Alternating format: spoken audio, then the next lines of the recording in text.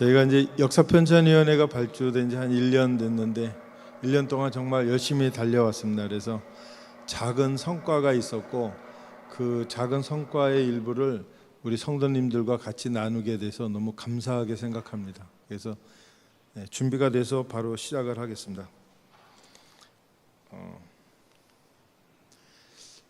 이 강의를 들으시면서 혹시 만약 우리 교회가 이름을 바꾼다면 어떤 이름이 좋을까 이런 생각을 마음속으로 하시면서 이 강의를 들으시면 훨씬 더 재미있을 것 같아서 미리 말씀을 드립니다. 그 천주교회는 우리나라에 이제 그 신앙을 전할 때 직접 포교, 그러니까 그 프랑스 선교사님들이 직접 들어오셔서 우리 나라에 이제 직접 포교를 하셨고 그때 많은 그 생명들이 이제 위험했고 사실 많이 돌아가시기도 했죠. 순교자가 많이 나왔죠.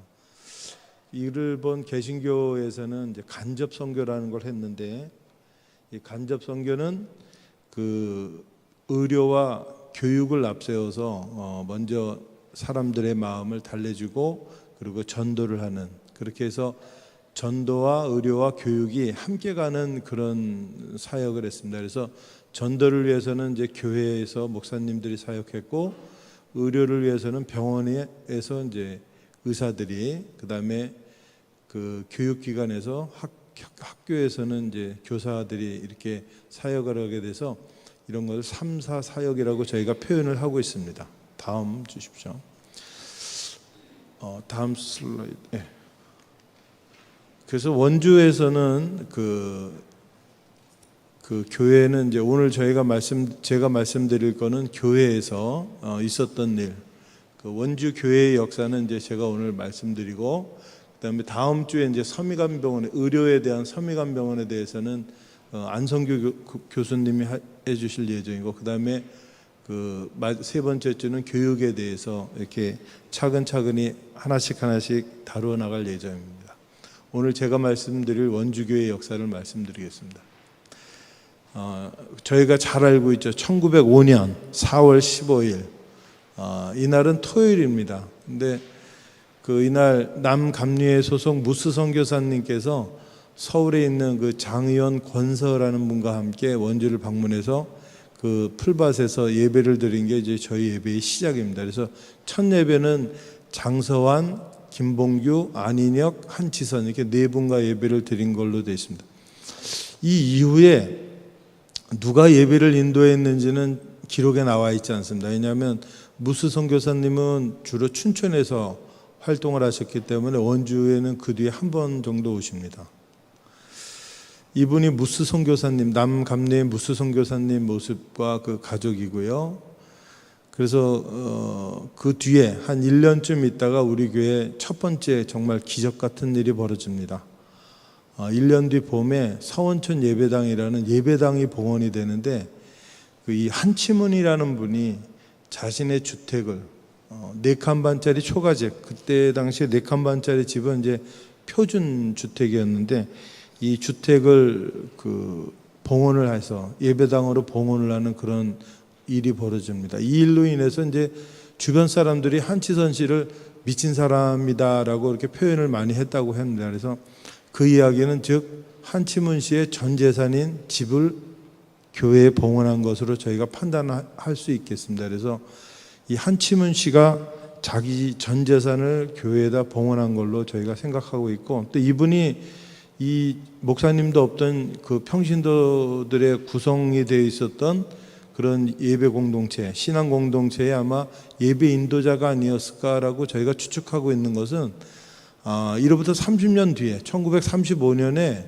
그 문막 감리교회의 담임 목사님으로 한희문 목사님이 1년 동안 심우하신 기록이 있는데 그 한희문 목사님이 이 한치문 씨의 아들이 됩니다. 그래서 자기의 전 재산을 교회에 봉헌했고 30년 뒤에 자기 아들을 목회자로 키워낸 그분이 이 시절에 그 우리 교회 신앙 공동체의 그 예배 인도자가 아니었나 지금 저희가 그렇게 추측은 하고 있는데 한치문 씨에 대한 자료는 일체 없습니다. 저희가 앞으로 이 말씀을 드리는 거는 혹시라도 한치문 씨나 이 한씨 집안에 대한 기록이나 이야기를 알고 계신 분 있으면 저희 역사편찬위원회에 제보를 좀 해주셨으면 고맙겠습니다. 이게 그 서원천 예배당입니다. 1906년부터 10년 동안 저희 첫 번째 예배당으로 이제 예배를 드렸던 그곳이고요.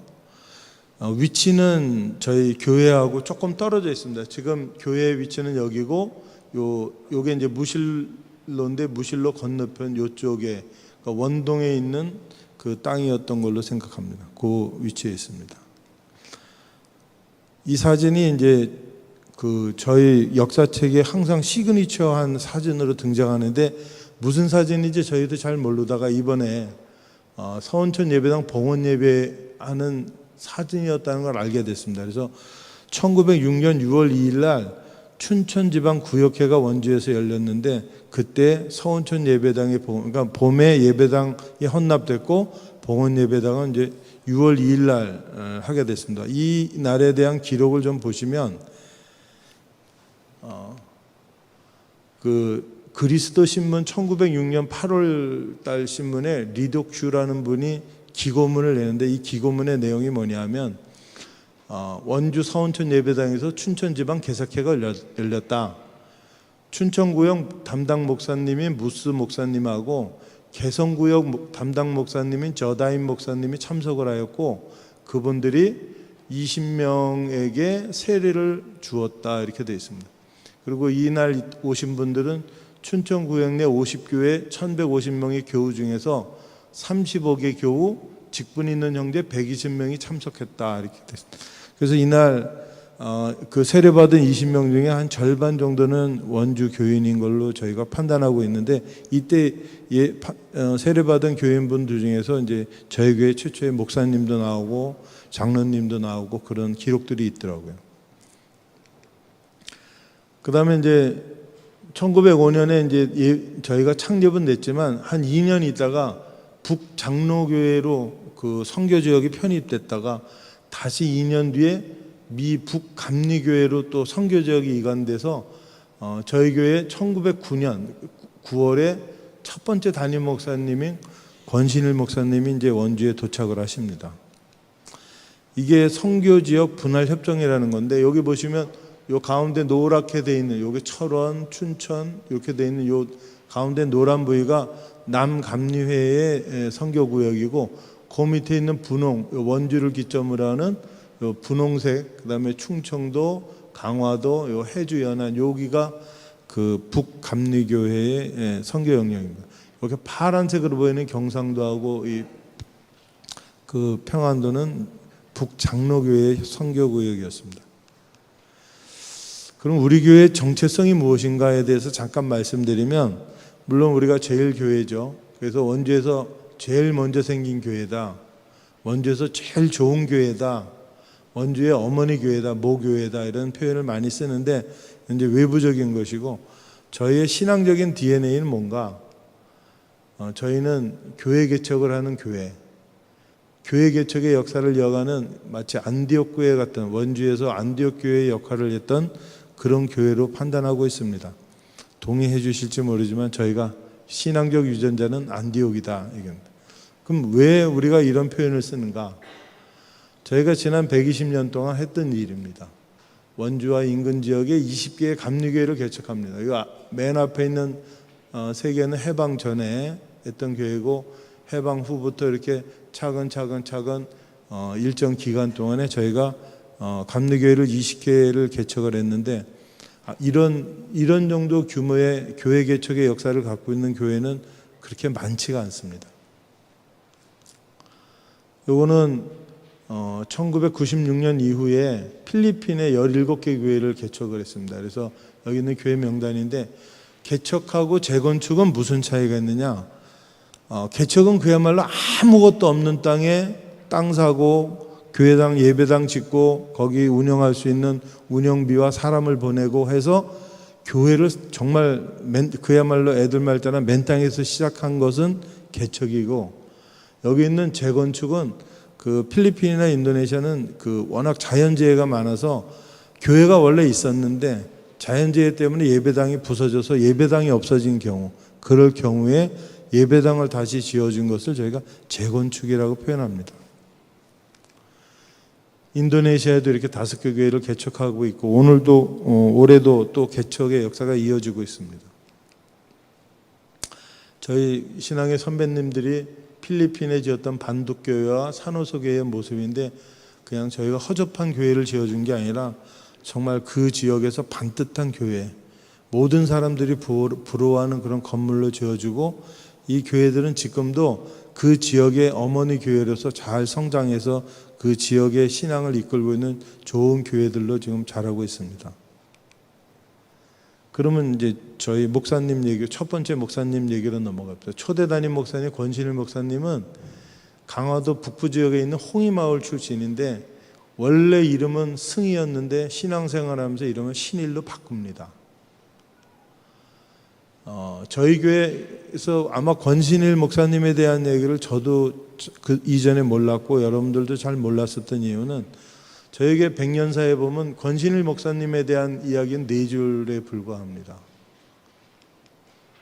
이게 저희 교회 백년사 길에 나와 있는 건데 역시 권신일 목사님 사진은 없습니다. 담임 목사님실에 있는 그 역대 담임 목사님 사진 진열에 맨 앞에 있어야 될 권신일 목사님 사진 없습니다. 저희도 사실 이분에 대한 걸 잘 몰랐다는 거죠. 이분이 권신일 목사님이고 이분이 사모님이셨던 황브리스길라라는 분인데 이분들의 이야기를 들어가기 전에 이분들이 강화도 출신이어서 강화도의 선교 이야기를 잠깐 하고 넘어가는 게 좋을 것 같아서 하겠습니다. 이 강화도의 첫 번째 교회는 그 보시는 바와 같이 교산교회라는 데입니다. 그 존스 선교사님이 그 강화도의 첫 번째 신앙인 이승환과 그의 어머니에게 세례를 주기 위해서 그 강화도에 왔다가 그 강화도에 사는 사람들이 워낙 세게 반대를 하는 바람에 참 어려움을 많이 겪었습니다. 그때 이제 서당문장 그 김초시 어른이라는 이분이 워낙 세게 반대해가지고 내 땅 밟고 지나가면 그 이승환이 니네 집 불질르겠다 그래갖고 감히 땅에 발을 딛지 못했던 그런 시절이었죠. 왜 그렇게 이 사람들이 하느냐면 바로 얼마 전에 있었던 병인양요 때문에 했습니다. 이 병인양요는 그 고종 3년, 그러니까 그 대원군에 의해서 주도된 그 천주교 박해 사건인데 이때 우리나라에 있는 천주교 그 프랑스 신부 12명 중에 9명이 처형을 당합니다. 한 사람이 살아서 북경으로 도망가서 북경에 있는 그 프랑스 해군 함대 로즈제독한테 이런 얘기를 정하니까 이분이 함대를 몰고 와가지고 강화도에 상륙해서 강화읍을 점령을 하고 그 뒤로부터 이제 강화도 전 지역을 그냥 약탈을 해버립니다. 그래서 이 보복성 전쟁을 이렇게 약탈하고 방어하고 우리 중요한 문화재 다 가져가고 정말 좀 심각한 전쟁 범죄를 저질렀기 때문에 이 병인양요를 겪은 강화도 사람들은 서양 사람들이라면 거의 이를 갈고 있을 정도였죠. 몇 년 있다가 또 신미양요가 벌어집니다. 신미양요는 그 유명한 광성보 정투죠. 여기서 깃발 뺏긴 게 문제가 아니라 여기를 지키고 있던 600명의 조선군은 거의 괴멸합니다. 죽거나 다치거나 포로가 되거나 멀쩡한 사람 하나도 없는 상황이 돼버려진 거예요. 그러니 이게 얼마 안 됐는데 김상임이가 회심을 했다고 이웃마을에 있던 그 박능일이가 쫓아갑니다. 이때 이 사람들이 쫓아가가지고 혼내주려고 쫓아갔는데 김상임이 이 박능일을 회심을 시킵니다. 너 그게 아니다. 그리고 이제 신앙에 대한 이야기를 해주고 그래서 이제 그 박능일 씨가 그 자기 마을로 돌아와서 홍의교회를 세우면서 그 다음에 강화도 최초의 그 학교, 자기 서당을 학교로 바꿔서 그래서 매일학교를 처음으로 시작하는 그런 위대한 역사가 시작된 거죠.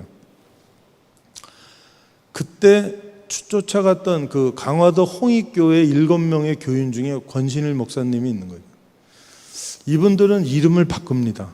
신앙생활하면서 이름을 바꿉니다. 왜 이름을 바꾸냐 하면 우리는 예수 안에서 한 형제다. 그래서 우리 모두 이름을 바꾸자 그래서 일자로 다 바꿉니다. 그래서 우리는 예수 안에서 한 형제고, 그래서 이제 성은 조상들이 준 거니까 바꿀 수가 없으니까 이거 성은 그냥 쓰고, 그다음에 가운데 글씨는 그 성경에 있는 좋은 글씨들, 뭐 순할 순자, 뭐 충성할 충자, 믿을 진자, 이런 사랑의 자, 이런 글씨들을 한 장씩 한 장씩 써가지고 보자기 안에 넣어놓고 그다음에 기도한 다음에 한 장 뽑습니다. 그래서 그 뽑은 게 자기 이름이 된 겁니다. 그래서 여기 박능일 씨는 능자를 뽑아서 능일이가 된 거고, 종 씨는 순자를 뽑아서 순일이가 된 거고, 이 권신일 씨는 신자를 뽑아서 신일이가 된 거죠. 얼마나 파격적인 거냐면 이분들이 자기들의 이름만 바꾼 게 아니라 이 아들들의 이름도 똑같이 일자를 붙여줍니다. 그 당시 유교 사회에서 족보를 깨트린다는 건 굉장한 거거든요. 그런데 이분들은 신분, 그 서열, 족보 이런 걸 다 신앙 안에서 녹여버렸어요. 그래서 우리는 예수 안에서 한 형제자매다. 그러니까 그래서 너와 나는 부자지간이지만 하나님 앞에, 하나님의 입장에서 보고 하나님의 안에서 보면 너랑 나랑은 한 형제지. 너랑 권해일 마찬가지입니다. 너랑 나랑 숙질간이지만 우리가 삼촌 조카지만 하나님 안에서는 한 형제자매지. 그래서 우리 같이 일자를 쓰자. 그래서 일자로 된 그 교인들이 이렇게 생겨난 겁니다.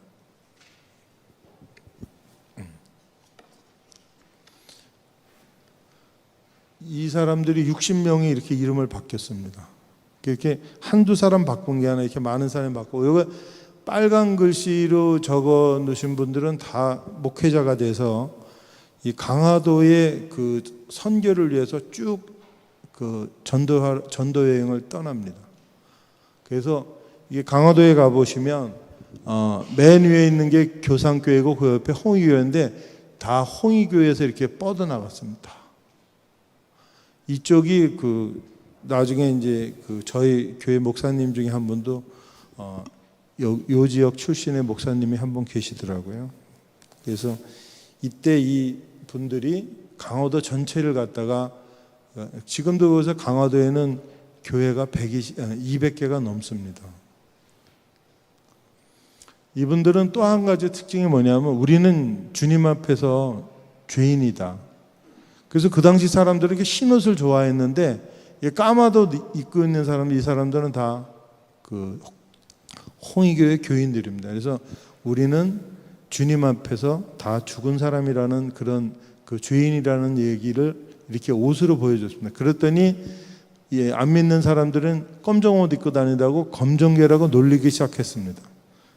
그런데 이분들의 그 검정개라고 놀림이 완전히 바뀌는 거는 이 종순일 씨의 비탄감 장치라는 엄청난 사건이 터집니다. 이거는 뭐냐 하면 종순일 씨는 그 초대 교인 중에서 굉장히 부자입니다.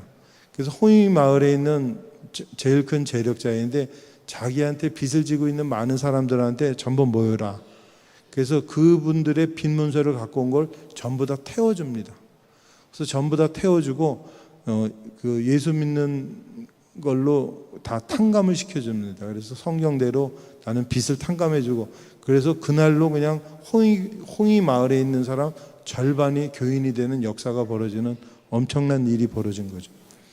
그래서 그 안디옥 교회를 잘하면 매일 교회 생겼죠. 그다음 기독교식 장례, 예수를 믿으면 한 형제자매라는 뜻으로 일자로 이름 바꾸고 까만 옷 입고 다니고, 우린 죄인이라는 걸 고백하는 삶을 살기 위해서 까만 옷을 입고 다니고, 그리고 그 실제로 빚을 탕감해주는 이 종순이라는 분은 이 뒤에 그 모든 자기 남아있는 재산을 전부 다 교회와 헌납하고 가난한 사람들이나 나눠준 다음에 빈몸으로 그 길상면으로 전도 여행을 떠납니다. 길상면, 아까 그 남쪽 땅, 그 남쪽 땅에서 교회를 개척하는데 저희 교회 12대 목사님이 12번째 목사님 조상문 목사님이 길상면 출신이세요. 그러니까 우리가 강화도랑 그렇게 많이 떨어져 있지 않더라고요. 이게 옛날 홍의교회 모습입니다.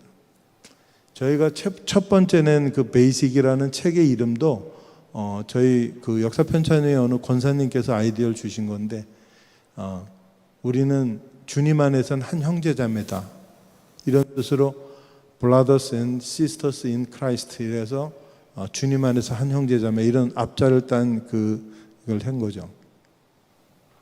그 권신일 목사님의 주요 사역을 잠깐 말씀드리면, 초대교인이죠. 그래서 그 권사 시절에 교동도에 들어가십니다. 그래서 교동도를 개척하는데 7년 만에 정말 1000명의 그 교인을 만들어내는 정말 기염을 통하십니다. 그래서 그리고 이제 이 이야기를 조금 나중에 다루겠습니다. 7년에 이제 감리교에서 목사님 안수 받으시고, 그리고 1909년 9월에 원주교회 초대 담임 목사님으로 오신 거죠. 그래서 2년 반을 심호하시고 다시 인천 지역의 담임 목사님으로 넘어가십니다. 이 교동도로 들어갈 때 자기 부인한테 한 이야기입니다. 우리가 교동도로 이사하는 것은 우리에게 고난이 될 수 있어. 그러나 하루 한 끼만 먹게 된다면 굶어 죽지는 않을 것이요. 그래서 교동도에 초가를 들어가서 초가 한 채를 빌려서 예배 처소로 삼고 정말 하루에 한 끼 먹으면서 전도를 이어가는 그런 목사님이 되신 거죠. 이 교동선교 100년사 70페이지에 나오는 이야기입니다. 이 교동도를 잠깐 보시면, 교동도가 어디냐면 여기 이제 강화도인데 요게 교동도입니다. 교동도 보시다시피 전부 평지고 산은 별로 없습니다. 이 섬은 이 섬의 역사를 잠깐 말씀드리면 고려 시대로 올라갑니다. 고려 시대에 이제 몽고족이 쳐들어와 가지고 이쪽 개경에 있는 사람들이 강화도로 천도를 해서 몽고하고 싸우는데 39년 동안 싸웁니다. 근데 개경하고 그 개성 송도 근처에 있는 사람들이 너무 많이 여기를 들어오니까 이 쌀이 없어서 이 교동도를 전부 간척합니다. 원래 교동도는 섬이 4개의 섬으로 되어 있었는데 여기를 좀 간척을 해서 다 섬을 붙여버리고 그 간척지에다가 농사를 져서 이 교동도의 쌀로 여기 사람들을 먹여 살린 거죠. 그래서 지금도 이 교동도 가시면 쌀이 굉장히 유명합니다. 그래서 그 교동도 사람들 말대로는 자기네가 우리나라에서 제일 좋은 쌀을 만들고 있다고 얘기하는데, 가면 정말 여기서 교동도 쌀을 팔더라고요. 그런 지역입니다. 이제 교동도가 그러면 평탄한 그 선교의 단기간 내에 많은 교인들을 얻을 수 있을 정도로 편안한 지역이냐? 그렇지 않습니다. 여기는 우리나라 최초의 향교가 고려시대 때 만들어진, 그래서 대부분의 지식인들은 다 유학을 숭배했고, 또 유학의 숭배 정도가 우리는 이 향교에서 그 공자님을 모시고 있기 때문에 다른 향교와는 달라. 우리는 정말 그 자부심이 뿜뿜해, 이런 향교이기 때문에 이들 자존심이 만만한 자존심이 아니었습니다. 그리고 이제 선교가 시작된 1902년도에 그 한반도 서부 지역에 가뭄이 심해가지고 강화도에도 이제 가뭄이 심했는데, 이 산이포교회라는 거는 그 강화도에서는 강화읍 다음으로 큰 교회입니다. 그 교회가 그 해체될 정도로 그 가뭄이 심해서 교인들도 많이 떠난 거죠.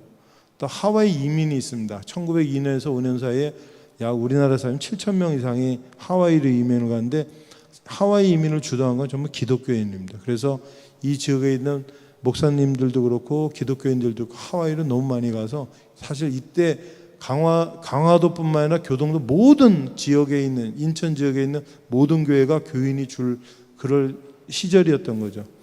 그 시절에 그 역사가 일어난 겁니다. 그래서 1900 연해 보고서를 해보면 1903년도에 이제 강화구역이 교동구역에서 분리가 돼. 교동구역이 그러니까 성장을 해서 강화구역에서 떨어져 나왔고, 1907년이 되면 교동읍, 서한리, 인사리에 교회가 3개가 세워졌는데, 입교인, 학습인, 원입인 합쳐서 1484명의 교인들이 만들어질 정도, 정말 7년 만에 기염을 통하세요. 정말 이런 전도의 역사는 그 당시에 다른 지역에서 그렇게 있다고 생각하지 않습니다. 이건 전체 우리나라 전체의 역사에서도 정말 대단한 그 전도의 여행을 하신 거죠.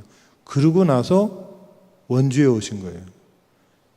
그래서 저도 이 이야기를 들으면, 그래서 그러면 그렇게 많이 부흥이 됐을 때 어떤 일이 있었나? 이 교동교회 교인들도 이름을 바꿉니다. 그래서 우리는 권신일 목사님의 신자를 돌림자로 해서 이름을 바꾸자. 그래서 방족신, 서풍신, 황한신, 황초신 이런 이름들이 생겨납니다. 이해가 가시죠? 네.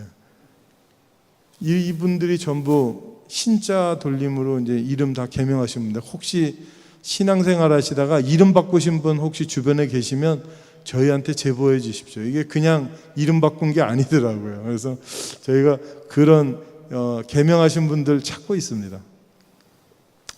이게 현재 교동도에는 그 교회가 12개가 있는데 12개 전부 다 감리교회입니다. 그리고 여기 계신 목사님들은 굉장히 친하시더라고요. 서로 그 섬에서 같이 신앙생활 하셔서 이제 잘 연락하신다고.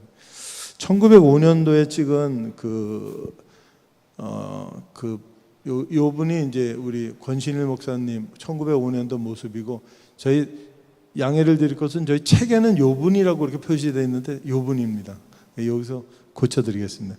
그리고 요 분이 이제 케이블 선교사님이세요. 그래서 이 분들 사진 보여드린 이유는 이 케이블 선교사님이 권신일 교동사역자에 대한 보고서를 1905년 코리아 미션 필드라는 그 책에 기술을 한 내용을 잠깐 보여드리면, 그가 다음은 이제 여러분들 이제 기술하다가 다음은 7년 동안 지방사역자로 수고한 권신일이다. 그는 이러이러한 좋은 품성을 가졌는데, 여기서 이분이 강조한 건 뭐냐면 그는 깊고 풍부한 기독교적 체험을 하였으며 복음적으로 살아간다.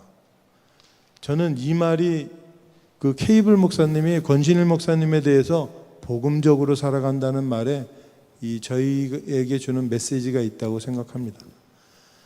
그래서 얼마나 이분이 복음적으로 살아갔으면 그 케이블 목사님이 권신일 목사님을 다른 지역으로 보내려고 하니까 그를 우리들의 사역자로 조금 남아있게 해주십시오. 그 교인들의 이야기입니다. 요 밑에 이야기는 이교도들, 거기 이교도는 당연히 거기 유학자들이죠. 유학을 하는 사람들도 그를 다른 곳으로 보내지 말고 우리가 1년만 더 있게 해주십시오. 우리가 그를 통해서 1년만 더 있으면 우리가 하나님을 그분을 통해서 더 잘할 것 같습니다. 1년만 우리에게 더 시간을 주십시오. 이런 그래서 이 케이블 목사님이 기독교 사역자의 삶에 대한 너무나도 위대한 증거라고 본인이 스스로 증언을 하고 계시죠. 사모님 얘기를 하겠습니다. 원래 그 이분 이름 황신혜입니다. 근데 황브리스길라로 이름을 바꾸셨습니다. 이분은 정말 전천후 전도 부인이자 매일학교 교사입니다. 요분이 이제 권신일 목사님, 요분이 그 사모님이셨던 황브리스길라. 아까 그 조카였던 권혜일, 이 권혜일 씨는 어떤 책에는 아들로도 나오고 어떤 책엔 조카로도 나오는데 저희가 확인한 바로는 조카가 맞습니다.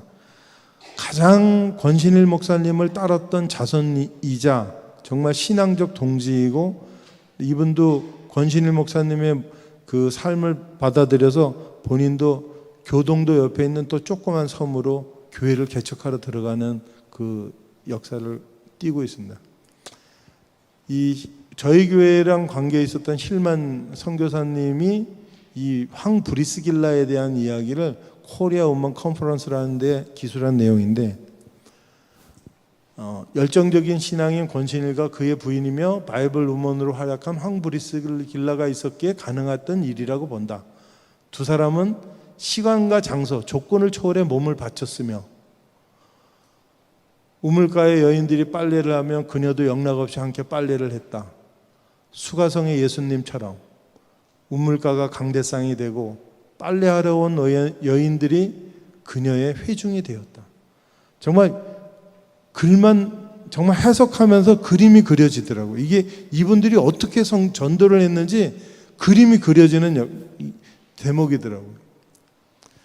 다음은 밀러 선교사라는 분, 이분은 교육 선교사인데 이분도 1906년 코리아 우먼 컨퍼런스라는데 황브리스 길라에 대한 이야기를 씁니다. 황브리스 길라는 강화도, 교동도, 연안, 해주에 있는 여성 신앙인들의 어머니이다. 그리고 그는 매일학교의 가장 큰 공로자다. 이분이 여자 선교사님, 다른 미국의 여자 선교사님이 교육 전문하는 여자 선교사님이 이분이 가장 매일학교의 큰 공로자다. 그 지역에서. 그런 분인데 그분이 원주 와서 뭘 했겠습니까? 당연히 매일학교 열렸겠죠. 저희 교회 역사책에는 아직 없지만 저희 생각에는 마지막에 찾다 마지막에 한 구절을 찾았어요. 어떤 게 있었냐면 1913년에 그 앤더슨 선교사 부인이 원주에 왔을 때 본인이 매일학교를 하려고 찾아봤더니 목회자의 부인들, 목회자의 사모님들이 이미 매일학교를 하고 있었다라는 기록만 있습니다. 그래서 저의 보기에는 원주에서 매일학교는 아마 황브리스 길라가 시작을 했고 그 이후에 목회자들이 같이 이어서 목회 사모님들이 같이 사역을 하지 않았을까 그런 생각을 합니다. 기록이 없어서 참 안타깝긴 합니다. 북감리에 11개 선교부가 이렇게 있었는데 그 중에 이제 원주 선교부가 있고요. 원주 선교부의 상황이 어떠냐? 조선의 그 선교 책임자인 해리스 감독은 일본에 있었고 또 원주 지방 선교 관리자인 대민 선교사는 한양에 있었습니다. 그럼 원주에는 누가 있었냐? 목회자 한 명이에요. 한 명. 선교사도 없이. 교인은 15명, 원주 지방 전체는 410명. 이게 1909년 당시에 우리 교회의 상황입니다. 북감리교회 교인 통계수인데 1910년, 11년, 12년 보면 약 1000명씩 늘어나는 1000명이 차이 안 되게 늘어나고 있습니다. 이거는 조선 감리회 전체, 미 감리회, 북감리회 전체의 통계이니까 그 당시 우리나라 전체의 미 감리회에서 교인이 1000명씩 늘어나고 있어서 그 시절이었습니다. 그런데 원주에서 1909년 9월부터 5년 사이에 우리 교회는 70명으로 늘었고 원주 지방은 3100명으로 늘어나는 엄청난 일이 벌어집니다. 누가 이런 일을 했을까? 권신일 목사님이 계셨던 시절은 1911년 3월까지고 3월이 돼서야 전도사 두 분이 투입이 됐는데 박현일 목사님과 리동식 목사님 그리고 박원백 목사님은 6월 달에 파송이 되고 이 감리사일은 주로 강릉에서 보시고 원주에는 잘 오시지 않습니다. 앤더슨 선교사님은 12년 8월에 오고 저희 그 서미감병원은 13년에 개원이 됩니다. 그 노블 선교사님이 그 들어오셔서 이 전체 원주 아까 얘기했던 여주, 원주, 평창, 강릉, 울진까지 그 지역을 한번 돌아보시고 나서 야 이거는 너무 멀다, 너무 위험하다. 그래서 그 지방을 원주 지방과 강릉 지방으로 분리를 시켜주시죠. 그래서 똑같이 감리사님이 겸임은 하지만 원주 지방은 그 정선까지, 그다음에 강릉 지방은 울진 이렇게 됩니다. 여기 보면 평창이 없죠. 근데 평창이 원주에서 개척을 한 교회가 됩니다. 자, 이게 강화도에 가면 강화도 기독교 역사 기념관이라는 이런 장소가 있는데 이 장소에 가시면 그 맨 앞에 권신일 목사님, 여기도 권신일 목사님 여기서 굉장히 유명하시더라고요. 그 이분들이 초기 그 강화도에 선교를 했던 그 전도자들을 7명을 뽑아서 그분들의 신앙 길을 들었는데 아까 말씀드린 존스 선교사의 길, 종순일의 길, 박능일의 길인데 7번째가 권신일의 길입니다. 그만큼 그 교동도 개척에 대한 임팩트가 강했다는 걸 알 수 있겠죠. 이곳이 강화도 홍이마을에 있는 그 권신일 목사님 묘비입니다. 미 감리교회 목사 권공신일, 배우자 황브리실리아 지묘. 이곳이 저희에게는 너무 중요한 장소가 된다는 걸 알겠죠. 그래서 저희가 성지순례를 간다면 권신일 목사님한테 가야 되지 않을까 하는 전 생각을 합니다. 그래서 저희 교회의 성지가 순례가 앞으로 이루어진다면 이곳으로 갔으면 좋겠다는 생각을 많이 했습니다.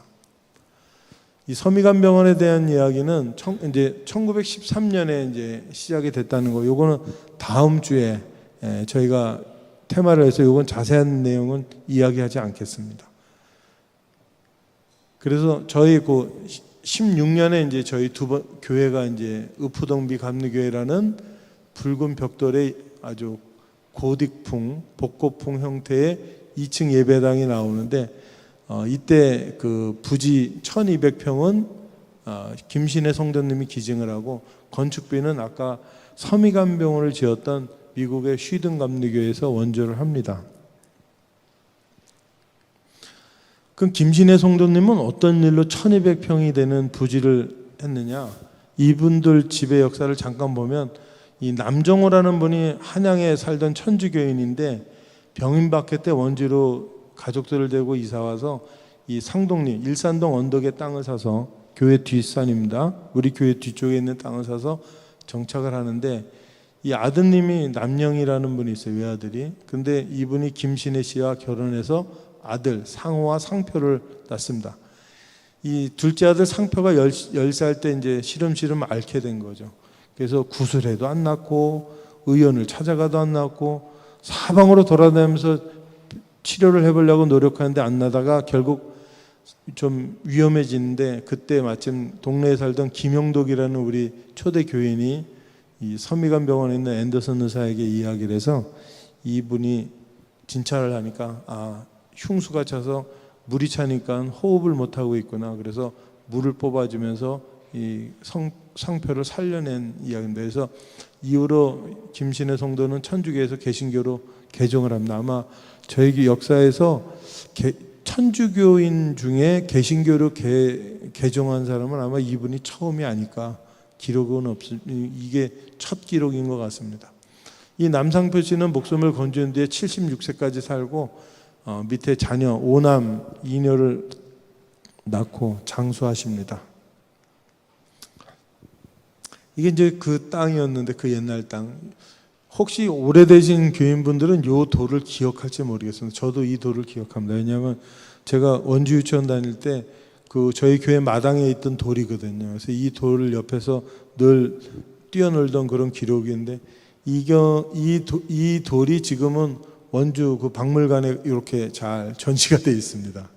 그 기록을 보니까 여기 잘 보이실지 모르겠는데 고려시대 천수사의 폐사지에 있었던 돌이구나 이렇게 기록이 나오더라고요.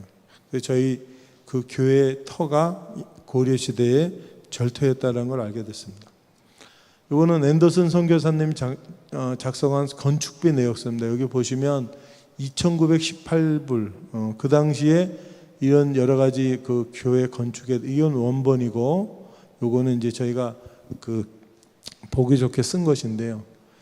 이 쉬든 감리교회 건축비를 2,918.68달러 약 그 당시 돈으로 6,000원이었는데 이거를 현재 가치로 환산을 한번 해봤습니다. 그랬더니 2010년대 미화 1불은 현재 20만 원의 가치가 있습니다. 그래서 20만 원을 곱하니까 한 5억 8천 정도 되고 금으로 환산했을 때 1910년에 1원이 금 2푼 0.75g이었기 때문에 이게 약 4,500g의 금이었거든요. 이걸 현재 금 시세 한 돈에 35만 원으로 계산하면 약 4억 2천 정도 되는 돈입니다. 그러니까 최소한 요 중간점 한 5억 정도는 되는 큰 돈이었던 거죠. 그 당시에서도 큰 돈이지만 지금도 엄청 큰 돈이었던 거죠.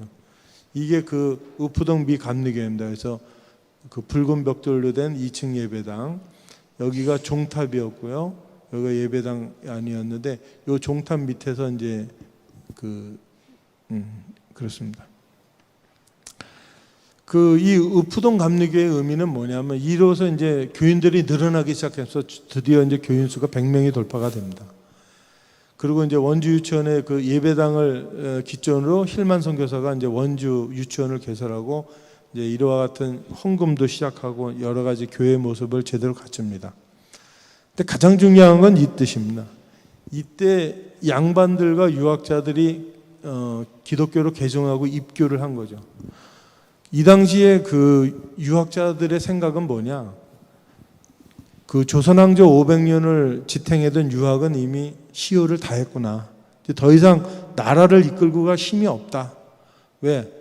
우리가 숭상하던 중국이 영국, 프랑스 이런데 뭐 함대들한테 농락당하고 과학과 기술로 무장된 일본이 청일전쟁에서 청나라를 깨부시고 이런 거 보니까 야, 이거 유학을 가지고 이 나라를 끌고 가는 거 이미 끝났구나라는 걸 이 사람들이 인정을 하기 시작한 거죠. 자기가 유학자임에도 불구하고.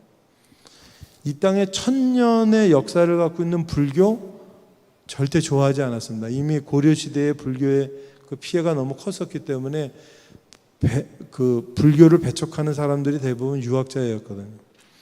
이 땅에 2만 년의 역사를 갖고 있는 그 샤머니즘, 무당들, 무속신앙들, 이분들이 그거를 믿을 일도 없고 뭐 정말 어떻게 해보고 싶은데 자기가 힘이 없어서 못 해보는 거지, 그거를 정말 그렇죠. 정말 싫어했었던 분들인데, 그러니까 기독교에 관심을 갖고는 있었습니다. 관심은 있는데 들어갈 수가 없었어요. 왜냐하면 조그만 초가집에 무릎 꿇고 앉아서 예배 보고 그 공간에 남녀가 같이 있고, 이거는 그 당시에 유학을 한 사람들 입장에서는 넘을 수 없는 선이었던 거예요.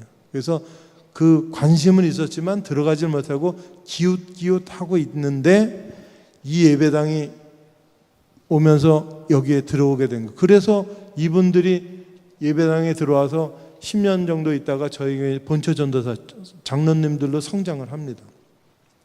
이분들이 성장한 이후에 우리 교회가 개척했던 그 주변의 교회들로 예배를 인도 나가고, 그럼으로써 우리 교회의 개척의 기관차가 돼서 주변에 그 아까 얘기했던 우리 안디옥 교회의 그 DNA가 시작된 거죠.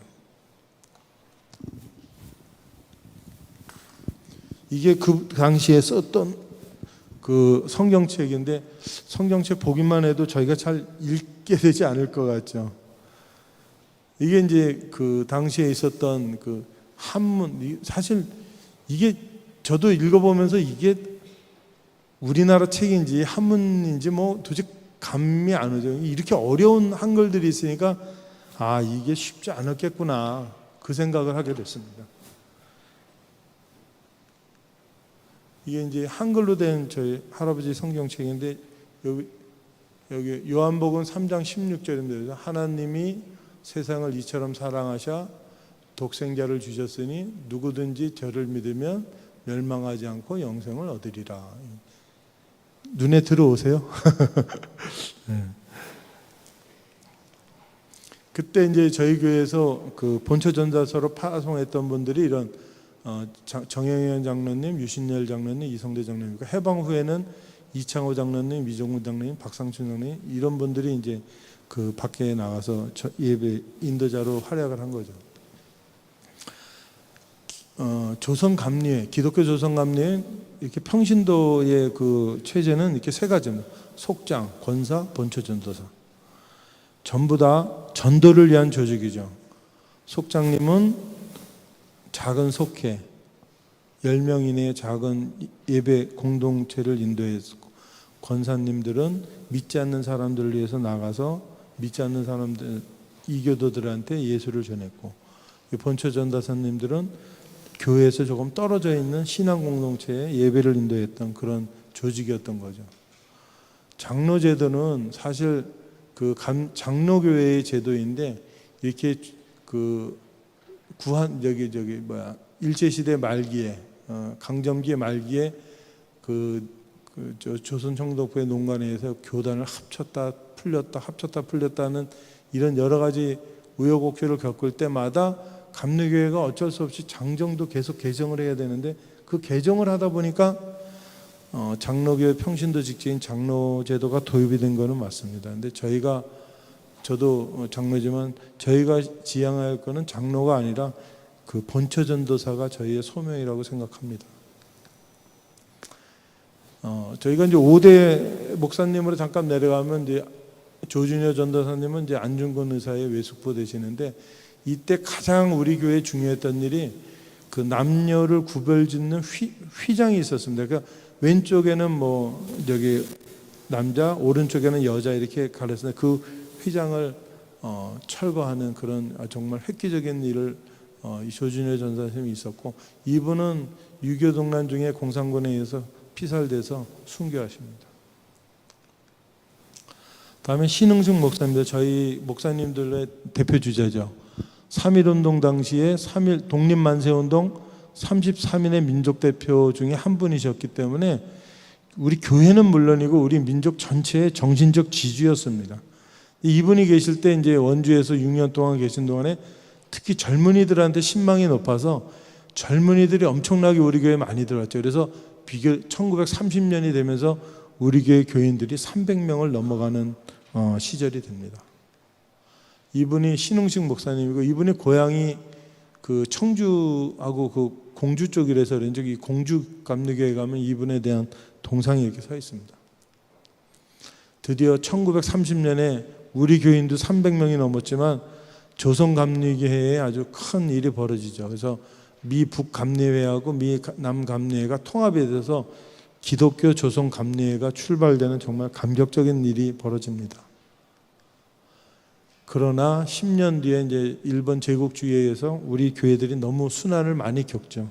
그래서 이런 여러 가지 안 좋은 일이 있었는데, 이때 이제 우리 교회도 저희가 해방 전에 교회 3개 개척했었는데 만종교회랑 관설교회를 문을 닫게 합니다. 왜냐하면 1계면 1교회 원칙이라는 것을 내세우면서 교회를 강제로 문을 닫게 만든 거죠. 그래서 저쪽 장양리에 있던 장양교회 하나만 남기고 다 문을 닫습니다.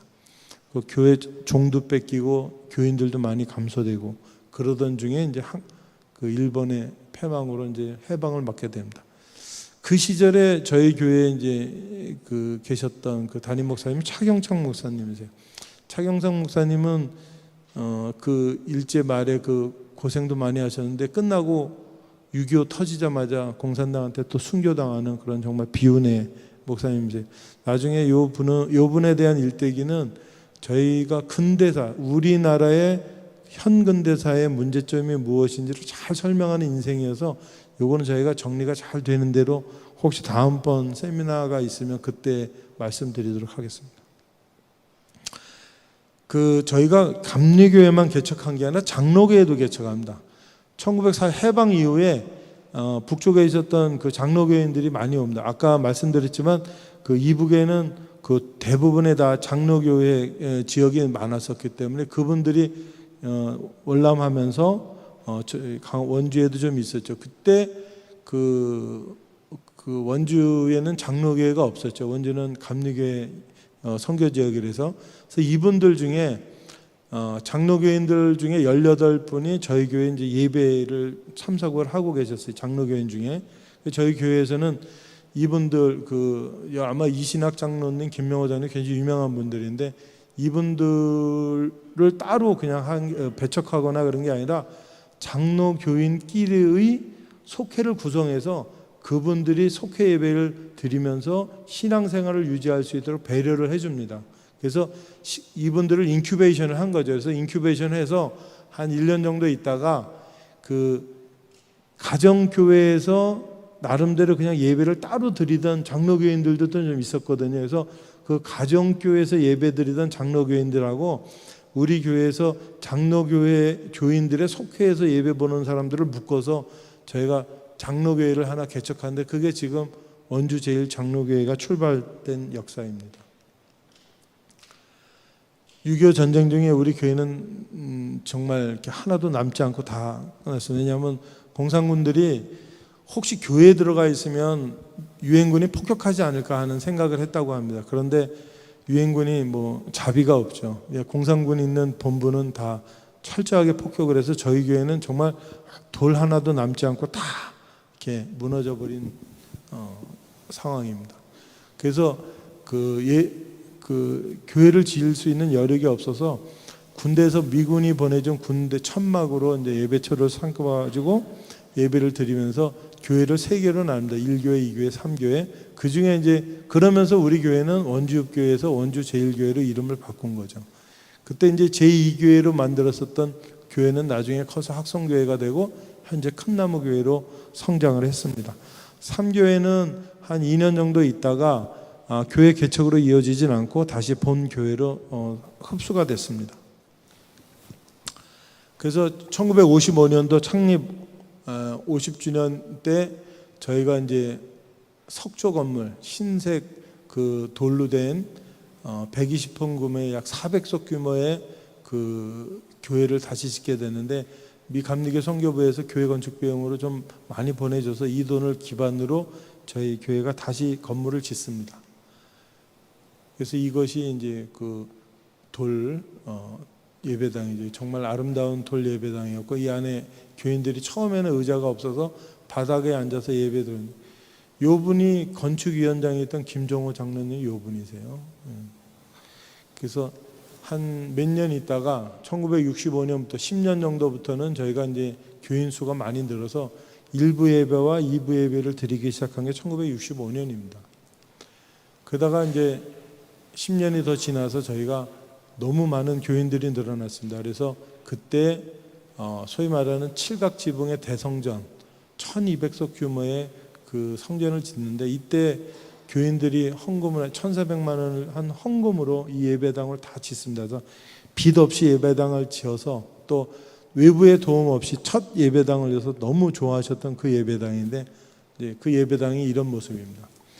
여기가 이쁘고 이 안에가 이제 제단이 있는데, 요거는 종탑이 아니라 여기 유리창입니다. 그래서 이 유리창으로 11시가 되면 햇빛이 11시가 되면 이 햇빛이 이걸 여기를 통해서 안으로 들어오는데, 어디로 들어오냐면 이 제단에 있는 십자가에 햇빛이 탁 비칩니다. 그래서 11시에 그 입전성 거룩 그때 이제 거룩 하면서 입전성이 시작할 때 이 노쇠로 된 이 십자가에 그냥 햇빛이 탁 때려요. 그래서 그냥 환하게 햇빛이 빛나는 그런 그 11시 예배를 드려서, 아마 이 예배당에서 예배 드렸던 분들은 그 노쇠로 된 그 십자가에서 그 햇빛이 확 빛나는 그 상황을 아마 많이 그것만 해도 굉장히 은혜가 됐다 그러신 분들이 많더라고요. 이게 그런 그 당시에 이제 여성교회 임원들 많이 저희가 이름은 생략해야겠습니다. 그래서 이분들이 몇 년 있다가 여기 보면 총동원 3,000명 전도주일 뭐 이런 게 써 있죠. 그래서 우리 3,000명 전도하게 해주세요라고 정말 열심히 기도를 했더니, 저희가 정말 이런 3,000명이 오는 정말 큰 교회로 많이 자랐습니다. 이게 저희 그 90주년 기념 예배당 예배 모습입니다. 저희 교회의 역사를 맞이하면서 과연 오늘의 우리가 과연 우리의 미래를 생각할 수 있을까 하는 데 대한 정말 조심스러운 마음이 있습니다. 우리 선조들은 우리들이 오늘날 신앙생활을 할 정도의 그 환경과 여러 가지 조건을 마련하기 위해서 정말 모든 걸 바쳤었는데, 우리는 정말 우리의 후손들한테 그럴 수 있을까 하는 생각을 합니다. 요거는 저희가 사진 몇 장 준비한 거는 아까 말씀드렸던 정영현 장로님의 사진이 요거 하나가 제일 잘 나왔더라고요. 이분이 요분이 신홍식 목사님이고, 이분이 모리스 부인, 선교사 부인인데, 이분이 해방 전에 우리 교회에서 가장 많은 활동을 하셨던 분이세요. 외부 예배 인도자로도 많이 나갔지만, 무슨 교회에서 무슨 행사만 있으면 다른 분들은 무슨 부서에 하나씩 이렇게 이름이 올라가는데, 이분만 한 이름이 3개씩 올라가 있어요. 회계에도 올라가 있고 모두 올라가 있고, 하여튼 엄청 열심히 일하셨던 분 같은데 기록도 없고 사진도 없고 그래서 너무 아쉬웠는데, 사진에 이렇게 잘 나온 사진이 하나 있어서 제가 갖고 왔습니다. 이분은 이제 1936년에 우리 교회를 이끌었던 이제 지나가셨던 그 목사님들 다 이 근처 원주 지방에 있습니다. 이분이 11대 김은강 목사님, 이분은 윤태현 목사님, 이분이 이제 차경창 목사님 젊은 시절. 이분이 아까 조상문 목사님이라고 아까 강화도 길상 지역 출신의 목사님이 한 분 계셨다 그랬잖아요. 그분이 이분이세요. 그분이 오기선 목사님, 너무 유명하신 오기선 목사님, 박만천 목사님. 이 분들도 아마 전도 부인일 겁니다. 이 목사님들 도왔던 전도분인데 특히 얼굴이 약간 요 분이 제가 좀 이따가 요거는 이제 1970년대 요분이 김은강 목사님이시고 요분이 이창호 장로님, 이종근 장로님, 유복열 장로님 이분들 사진을 보여드리는 건 앞으로 나올 저희 책의 주인공들이십니다. 그래서 유복열 장로님은 유재우 장로님의 부친이세요. 그리고 이종근 장로님은 그 따님들이 지금 저희 교회에 몇 분 계시죠. 요거는 이제 주디 선교사님, 김은강 목사님 부부, 나은영 목사님 부부, 요분들이 이제 전재희 장로님 부부입니다. 요분도 저 여성교회 회장님 하셨던 분이고, 요분이 이제 문창모 장로님 부부죠. 요분 이희주 장로님, 그다음에 김정호 장로님 부부. 이분들도 이제 다음 이야기의 주인공들을 좀 보여드리고요. 저희 다음 호부터 우리 교회 예배당에서 결혼식 하신 분들 사진 있으시면 다 보내주십시오. 그러면 저희가 스캔을 잘 떠가지고 이렇게 책에다 다 올려드리려고 합니다. 이런 예배당 사진들. 그래서 집에 혹시 계시고 계시면 다 보내주시면 저희가 알아서 하겠습니다. 혹시 제가 하나 샘플 갖고 이분 누군지 혹시 알아보시겠어요? 아시는 분? 잘 모르시겠죠? 유재우 장로님하고 이란희. 그래서 여러분들의 젊은 시절에 결혼식 할 때 사진들 있으시면 보내주시면 저희가 이게 다 정리해서 이렇게 말씀드리겠습니다.